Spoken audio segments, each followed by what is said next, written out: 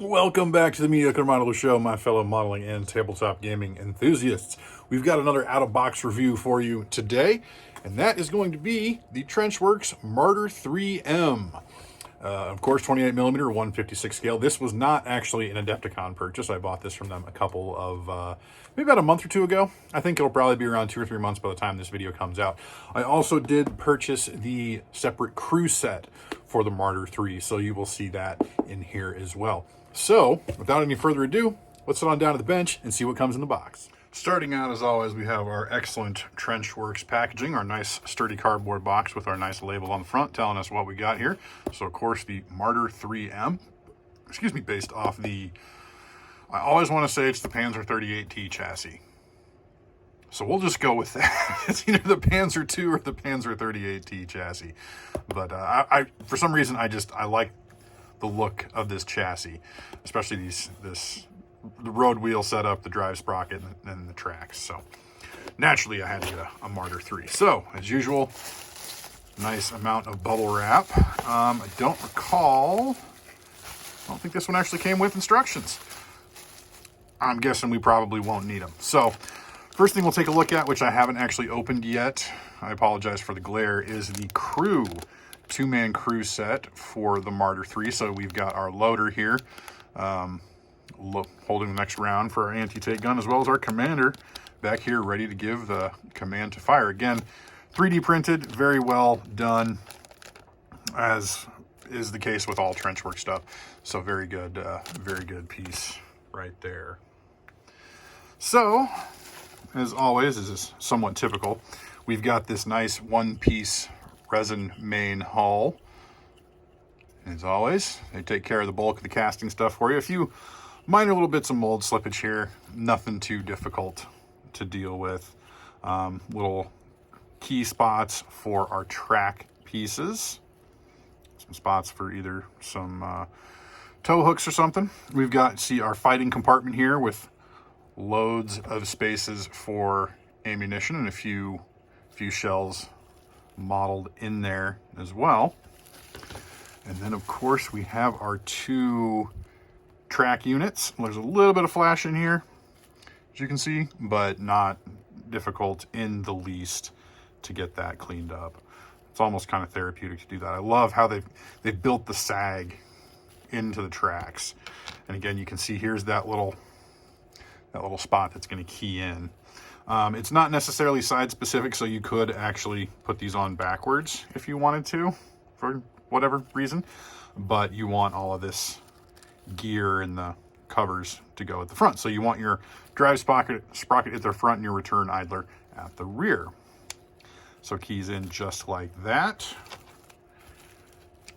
And hey, look at that. We've got ourselves a Marder 38T, 38M. Marder III M. Wow. Freudian slip there, huh? You can see those fit in there pretty darn well. Look pretty cool. Okay, so what else do we have in the bag? So here we've got our gun mantlet. Nice little locating tab there, and sort of our elevation and traverse gears there. They even molded in sort of the hydraulic rams. They do even have a little spot here for the MG that would go there, which I think was actually somewhat anachronistic on the Marder III M. I think by the time the M model Marder came around, they had actually deleted that, which is fine. I mean, I think it'd be kind of cool to throw it in there.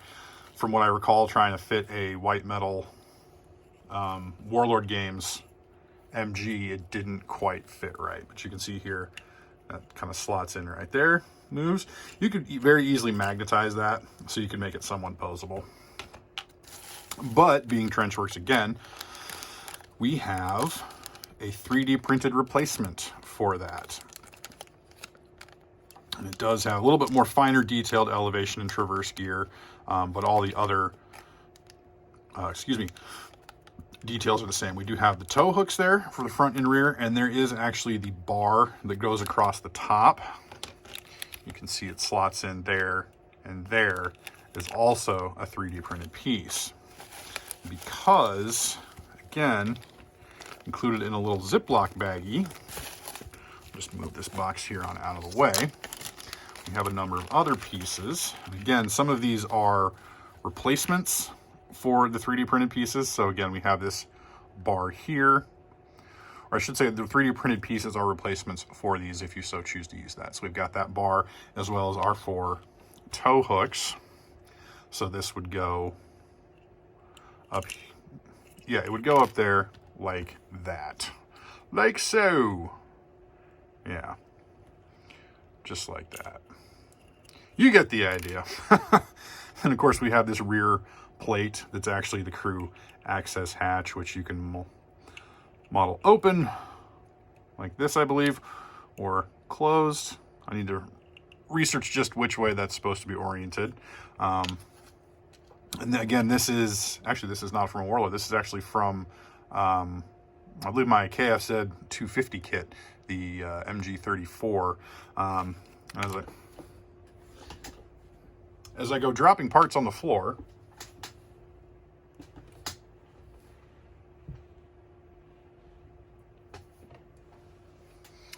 apologies, it disappeared and I wasn't sure where it went. And my chair is on wheels, so I wanted to be very careful I didn't roll it over. It does, I mean, it fits, but it's kind of cockeyed.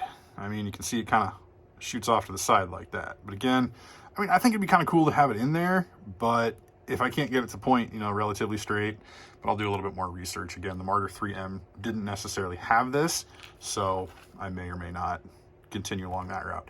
And then of course we've got our big gun here, our anti-tank gun. So you can see the breech assembly and the barrel, muzzle brake are all molded as a single piece, or all cast as a single piece. A little bit of a dimple for the barrel. I really would like to bore that out. I like to have my gun barrels drilled out fully, but a little tougher with white metal. We'll just see how things go.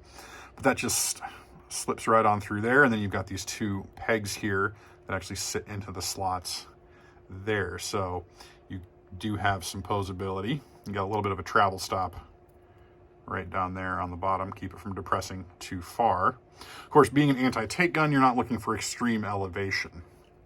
So once you get this placed on in here like such, you can see again a little bit of movability in there. Of course, depending on where or if you put the figures in. I like to put the figures in. I feel like it adds definitely a sense of realism, a little bit more character to it. I mean, I would probably most likely try and get this about as level as possible on there, and then we get a little bit of an idea once we get those tracks on there.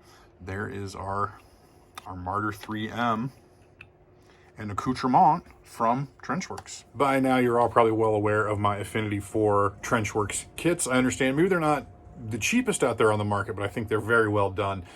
Price-wise is usually pretty comparable to what you could get from Warlord Games. But again, they're fantastic kits. A good group of guys, good group of folk that are out there making these kits. So hopefully, if you were considering ordering the Marder III M for a gaming force or for just a display piece, that gives you a little bit more information that you might be looking for. So definitely check them out at trenchworx.com. So thank you very much for watching. If you feel so inclined, please like, comment, and subscribe. So until next time, may your paints be thin, your brushes be pointy, and your dice be hot.